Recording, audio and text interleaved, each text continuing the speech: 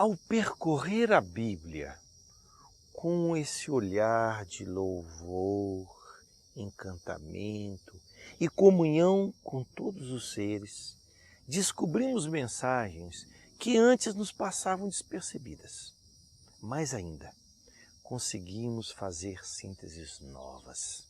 Assim, diz o Papa Francisco, se conciliam a afirmação de que o ser humano é a imagem de Deus e que cada criatura, como também o ecossistema todo da nossa casa comum, tem um valor em si mesmo.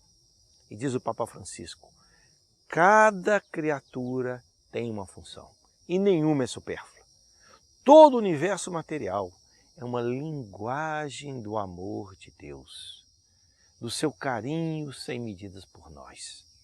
O solo, a água, as montanhas, tudo é carícia de Deus. Descobrimos então, a partir da Bíblia, que o amor ao próximo e o cuidado com a criação estão interligados. Papa Francisco nos adverte que a união com os outros seres da natureza exige também ternura, compaixão e preocupação pelos seres humanos. Por exemplo, é incoerente lutar contra o tráfico de animais e ficar indiferente perante o tráfico de pessoas. Como seria também esquisito dar mais atenção a um animal doméstico, ao seu cachorrinho, ao gato, do que a uma pessoa. As duas coisas são importantes. Tudo está interligado. Por isso, diz o Papa, se exige uma preocupação pelo meio ambiente, unida ao amor sincero pelos seres humanos e um compromisso constante com as grandes questões da sociedade. Hoje, nós vamos dar uma olhada no Novo Testamento, ver como se apresenta a figura de Jesus e o cuidado com o ambiente. Perceba que Jesus vive aquela fé bíblica no Deus Criador e destaca como Deus é aquele Pai com rosto de mãe que cuida de todas as criaturas. E Jesus convida os seus seguidores a reconhecer essa bondade que Deus tem com todas as criaturas e recorda com comovente ternura como cada uma delas é importante aos olhos de Deus. Jesus diz, nenhum passarinho passa despercebido diante de Deus, Lucas 12:6.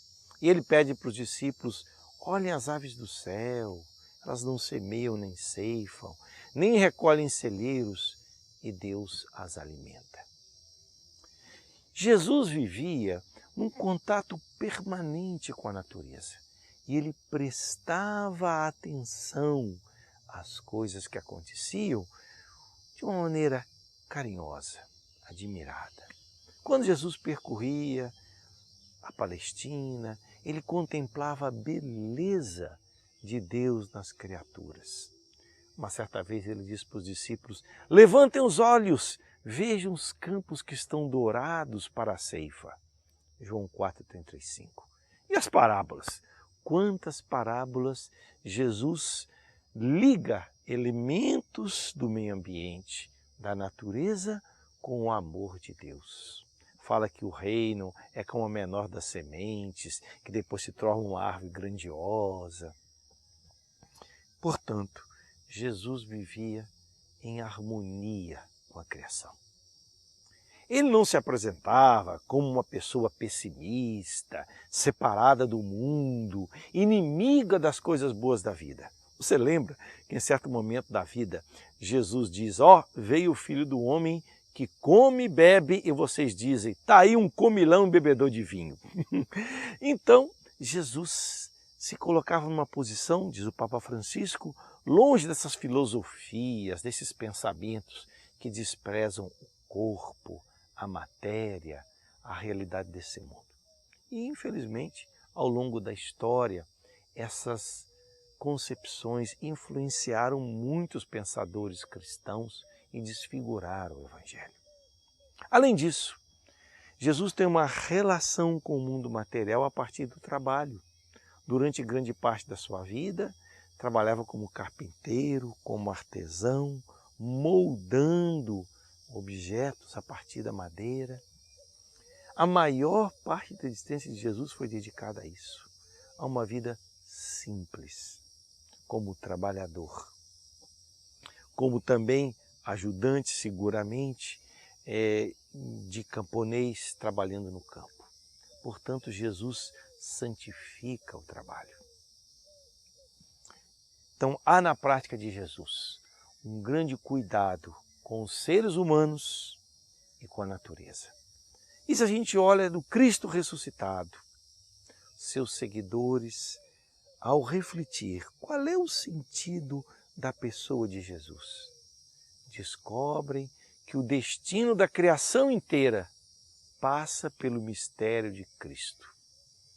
Diz Paulo, todas as coisas foram criadas por Ele e para Ele, no hino aos Colossenses 1,16. No prólogo do Evangelho de João, se afirma que a palavra, a comunicação de Deus, que é o Filho, está atuante desde o começo da criação e que ela se faz carne. Venha morar entre nós. Gente, isso tem um sentido maravilhoso. Uma pessoa da Santíssima Trindade se insere no universo criado, partilha a sorte da humanidade até a cruz. Então, desde o início do mundo, mas de modo especial, a partir da encarnação, o mistério de Cristo atua no conjunto da realidade natural e histórica, sem afetar a sua autonomia, diz o Papa Francisco, Laudato Si 99. São Paulo desenvolve essa perspectiva que o Cristo, ressuscitado e glorioso, está presente em toda a criação. E ele diz, foi nele que Deus fez habitar toda a plenitude e ele é chamado a reconciliar todas as coisas, tanto as que estão na terra como as que estão no céu. Isso nos lança para o fim dos tempos, quando o Pai entregar o reino ao Filho, a fim de que Deus seja tudo em todos, como diz 1 Coríntios 15, 28. Então, essa perspectiva do Cristo cósmico nos faz ver que as criaturas deste mundo já não são mais uma realidade meramente natural. Por quê? Porque o ressuscitado as envolve misteriosamente e guia para um destino de plenitude. Conclui o Papa Francisco de uma maneira tão bela. As próprias flores do campo e as aves que Jesus, admirado, contemplou com os seus olhos humanos, agora estão cheias da sua presença luminosa. Todos os seres experimentam essa presença luminosa do Cristo glorificado. Por isso, nós temos que cuidar deles. Doce é sentir em meu coração humildemente vai